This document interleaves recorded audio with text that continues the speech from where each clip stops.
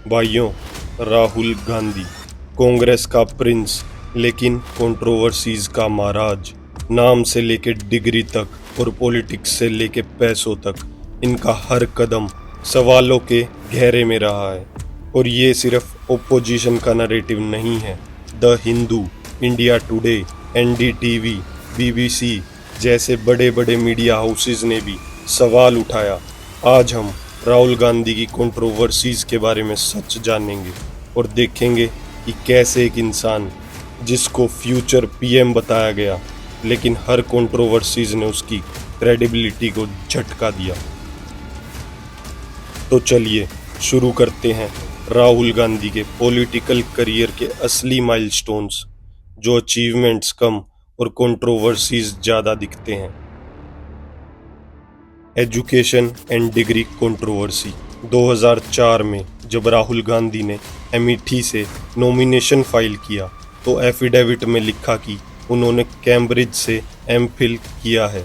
लेकिन जब द हिंदू और इंडिया टुडे ने इन्वेस्टिगेशन की तो पता चला कि कहानी इतनी सिंपल नहीं थी। रोलिंस कॉलेज फ्लोरिडा से ग्रेजुएशन हुआ, कैम्ब्रिज से एमफिल हुआ, पर हार्वर्ड, सेंट स्टीफन और कैम्ब्रिज का मिक्सअप उनके एफिडेविट्स में अलग अलग फॉर्म में दिखाया गया। बीजेपी ने तुरंत उनको फेक डिग्री पॉलिटिशियन बोला और राहुल गांधी ने कभी भी डायरेक्टली कैमरा के सामने आकर क्लियर नहीं किया कि सच क्या है। एक फ्यूचर पीएम कैंडिडेट का डिग्री पर भी कंफ्यूजन ये छोटी बात नहीं है। सिटीजनशिप और रोलविंसी केस। अब सुनो असली धमाका। 2015 में सुब्रमण्यम स्वामी ने यूके कंपनीज हाउसेज के रिकॉर्ड्स दिखाए जिसमें राहुल गांधी का नाम था रोलविंसी और नेशनलिटी लिखी थी ब्रिटिश। अब सोचो भाई, एक आदमी जो देश का पीएम बनना चाहता है उसके रिकॉर्ड्स यूके में ब्रिटिश सिटीजनशिप दिखाते हैं। कांग्रेस ने बोला क्लैरिकल मिस्टेक है, लेकिन डॉक्यूमेंट्स वो यूके के गवर्नमेंट साइट पर थे। The Hindu, Indian express, NDTV ने सब कवर किया। पीआईएल भी सुप्रीम कोर्ट में गया, लेकिन टेक्निकल ग्राउंड्स पर डिसमिस हो गया। मतलब डॉक्यूमेंट्स गलत हैं या फिर राहुल गांधी की कहानी? सवाल अभी भी खड़ा है। कालावती रीमेक। 2008 विदर्भा ट्रिप। राहुल गांधी ने कालावती नाम के एक विडो का जिक्र किया और कहा कि वो गरीब किसानों की स्ट्रगल का सिंबल है। ये रिमार्क एनडीटीवी और टाइम्स ऑफ इंडिया ने हेडलाइन बनाया। लेकिन क्या हुआ बाद में? बीबीसी हिंदी ने 2011 में रिपोर्ट किया कि कालावती अभी भी गरीबी में ही जी रही थी और उनके लाइफ में कुछ नहीं बदला। ओपोजिशन ने तुरंत बोला ये सिर्फ एक फोटो ऑपरेशन स्टंट था। और सच कहूँ तो दोस्तों, अगर एक लीडर के लिए गरीब के नाम का मतलब सिर्फ स्पीच और मीडिया कवरेज है तो उसका असली वजह क्या है? सिंपैथी या पॉलिटिकल माइलेज? बाटला हाउस इनकाउंटर। 2008 बाटला हाउस इनकाउंटर। दिल्ली पुलिस के शहीद के लिए पूरा देश रो रहा था, लेकिन कांग्रेस में अलग कहानी थी। दिग्विजय सिंह ने इसको फेक इनकाउंटर बोला और मीडिया रिपोर्ट्स के हिसाब से राहुल गांधी ने भी सिंपैथी दिखाई थी। टाइम्स ऑफ इंडिया और हिंदुस्तान टाइम्स ने रिपोर्ट किया कि बीजेपी ने राहुल पर एक्यूज किया कि वो टेररिस्ट के प्रति सॉफ्ट कॉर्नर रखते हैं। और दोस्तों, आज तक कांग्रेस ने एक बार भी क्लियर स्टांस नहीं लिया। एक तरफ देश का शहीद, दूसरी तरफ कंफ्यूजन। ये लीडरशिप है क्या? खुद बताओ। 26/11 parting allegation. 2008 Mumbai terror attack, जहां पूरा देश शोक में था, लेकिन मीडिया रिपोर्ट्स डीएनए इंडिया और इंडिया टुडे ने बताया कि राहुल गांधी उस वक्त एक होटल में पार्टी कर रहे थे। कांग्रेस ने बोला ये झूठ है, लेकिन ओपोजिशन ने इसे एक एग्जाम्पल बना दिया। देश जले या बचे, राहुल गांधी को नहीं पड़ता कोई फर्क। अब भले ही सच हो या नहीं, लेकिन एक लीडर के इमेज में परसेप्शन ही सब कुछ होता है और राहुल गांधी की इमेज नेगेटिव ही गई, क्योंकि वो बात पूरे देश में फैल चुकी थी। अब देख लो, ये आपके ऊपर है। आप क्या सोचते? नेशनल हेल्थ एंड पैसों के सवाल। अब बात करते हैं उन कंट्रोवर्सीज की जो उनकी क्लीन इमेज तोड़ गई। नेशनल हेल्थ केस 2012 में सुब्रमण्यम स्वामी ने केस किया कि राहुल गांधी और सोनिया गांधी ने यूथ इंडिया प्राइवेट लिमिटेड के जरिए एसोसिएटेड जर्नल्स लिमिटेड के एसेट्स जो नेशनल हेल्थ चाहते थे अपने कंट्रोल में ले लिए। कोर्ट में सम्मन भी इशू हुए। NDTV, Indian express, the Hindu सब ने रिपोर्ट किया। क्या ये करप्शन था या फैमिली एम्पायर सेव करने की चाल? लैंड और फाइनेंशियल डील। डीएनए इंडिया और टाइम्स नाउ ने उनकी प्रॉपर्टी डील्स पर सवाल उठाए। बेनामी लैंड डील्स, यूके कंपनीज में शेयर्स, सब एक्सपोज हुआ और कांग्रेस के प्रिंस का असली चेहरा सामने आ गया, जो आम आदमी के नाम पर वोट मांगता है पर पैसे और पावर के मामले में ट्रांसपेरेंसी से दूर भागता है। 2014 के बाद दोस्तों, मोदी वेव ने कांग्रेस को ऑलमोस्ट वाइप आउट कर दिया था और राहुल गांधी को फ्यूचर लीडर के रूप में प्रोजेक्ट किया गया। लेकिन सच ये है 2014 के बाद कंट्रोवर्सीज और पॉलिटिकल ब्लंडर्स ने उनकी इमेज को और ज़्यादा डैमेज किया। चलिए देखते हैं राहुल गांधी के पप्पू मूवमेंट्स। सबसे पहला और सबसे एम्बैरेसिंग कंट्रोवर्सी राहुल गांधी के स्पीचेस।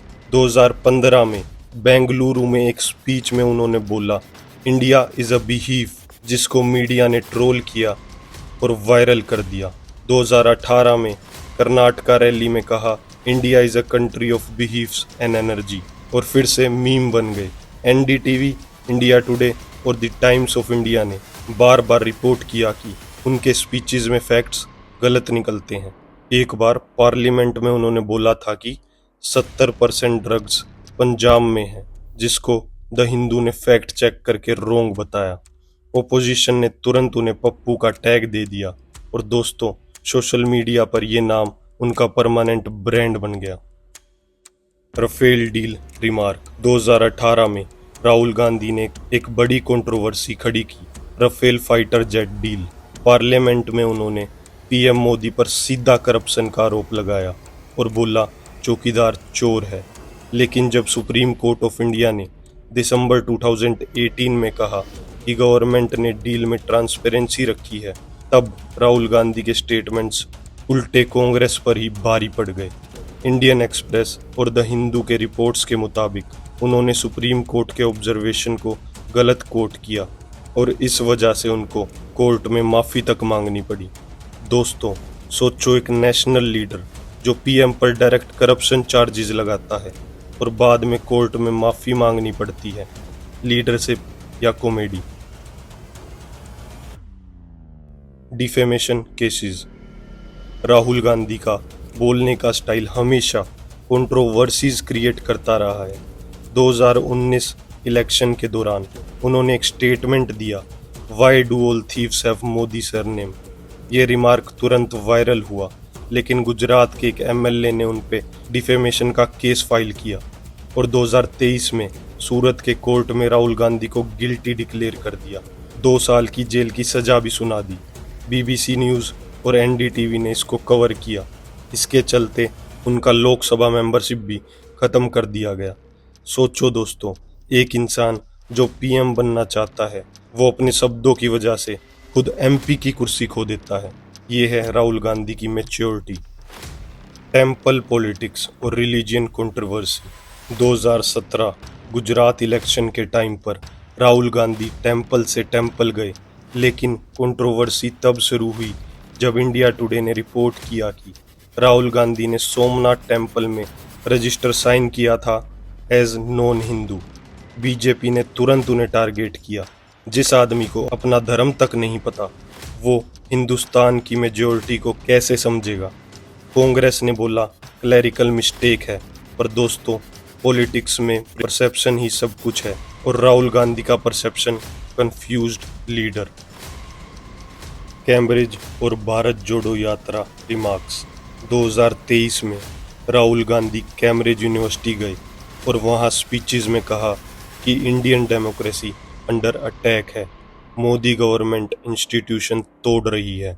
द गार्डियन और बीबीसी ने उनके रिमार्क्स पब्लिश किए, लेकिन बीजेपी ने अटैक किया।